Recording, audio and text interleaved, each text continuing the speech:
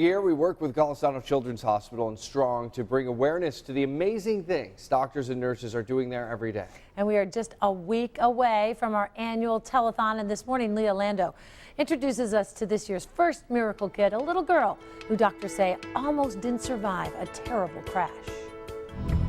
4-year-old Peyton Bean was riding in a car on the highway when it spun off the road and crashed into a tree. The driver, a relative, walked away with only minor injuries, but Peyton had to be airlifted from the scene. Her mom will never forget the first time she saw her daughter after the accident. We went into the most terrifying room of all of the trauma patients, curtain by curtain. She was right there, the first curtain in the room.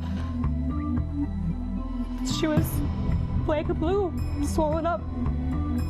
Eyes were closed, swollen shut, on life support.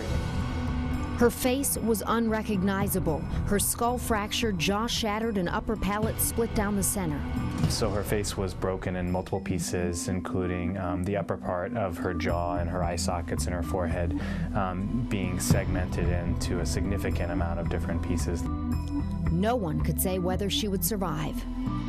And the first night, it was a lot of continual MRIs, pumping blood out of her belly, going through more x-rays and evaluations. They couldn't figure out what went where in her face. One thing was certain, she had a dedicated team of doctors and nurses working really hard and going above and beyond to take good care of her. The nurse that we had overnight getting ready for that day, her hair still was yuck from the accident. That's not what their concern was. She had injuries. You can't wash her hair and take care of it. She found a way to clean her hair with a wash cap and brushed it and braided her hair and put bows in it. And she did something so personal to help her. Peyton had a long road ahead of her. Dr. Clinton Morrison studied pictures of Peyton in hopes of rebuilding her bone structure as precisely as possible. Fortunately, in these kind of injuries, all the pieces are there. It's like putting together a puzzle, but we have to figure out the right way to put them together so that we can give Peyton and her family the same Peyton that was there before the injury.